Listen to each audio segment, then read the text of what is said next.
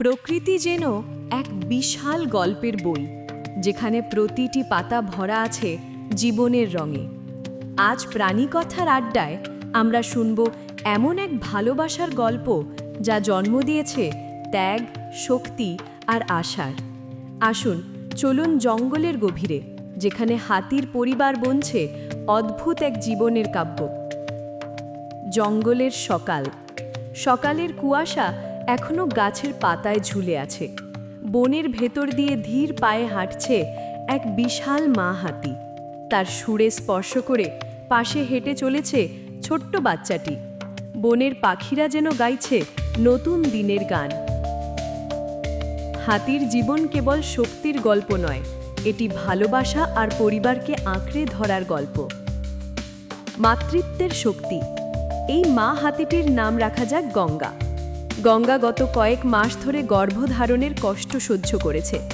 হাতিদের গর্ভকাল প্রায় 22 মাস, প্রকৃতির দীর্ঘতম সময়গুলির একটি। প্রতিদিনই তাকে লড়াই করতে হয়েছে খাদ্য, পানি আর নিরাপত্তার জন্য। একজন মা হাতির ত্যাগ শুরু হয় জন্মের আগেই। প্রতিটি শ্বাসে থাকে সন্তানের নিরাপত্তার প্রার্থনা। বনের পরিবার। গঙ্গা একা নয়, হাতির দল সর্বদা পরিবারকে আঁকড়ে রাখে। বয়স্কা দিদিমা হাতি রাধা, যুবতী খালা হাতি মেঠা, সবাই মিলে এই বাচ্চাটির সুরক্ষা নিশ্চিত করে। এটাই হাতিদের শক্তি, তাদের বন্ধন।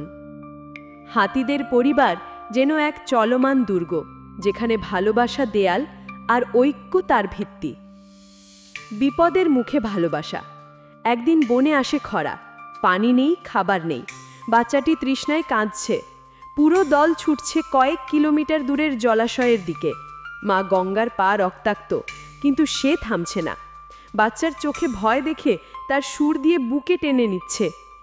এই ত্যাগের গল্প বলে দেয়, মা কেবল এক শব্দ নয়, এটি এক অবিনশ্বর শক্তি। প্রকৃতির শিক্ষা। জলাশয়ে পৌঁছে যখন বাচ্চাটি প্রথমবার ঠান্ডা জলে পা রাখে, গঙ্গার চোখে জলের ফোঁটা গড়িয়ে পড়ে। এটি শুধু বেঁচে থাকার গল্প নয়, এটি প্রকৃতির সেই শিক্ষা যা আমাদের মানুষকেও শেখায় একে অপরকে আঁকড়ে ধরতে। হাতিদের এই ভালোবাসার গল্প যেন ফিসফিসিয়ে বলে, প্রকৃতিকে ভালোবাসলে তবেই প্রকৃতি বাঁচে। আজকের প্রাণী কথা কি আপনাকে ছুঁয়ে গেল? হাতির এই মাতৃত্বের কাহিনী আমাদের শেখায় ভালোবাসা আর ঐক্যই জীবনের প্রকৃত শক্তি। যদি গল্পটি ভালো লাগে, ভিডিওটি লাইক করুন, আপনার বন্ধুদের সঙ্গে শেয়ার করুন আর অবশ্যই আমাদের চ্যানেলটি সাবস্ক্রাইব করতে ভুলবেন না।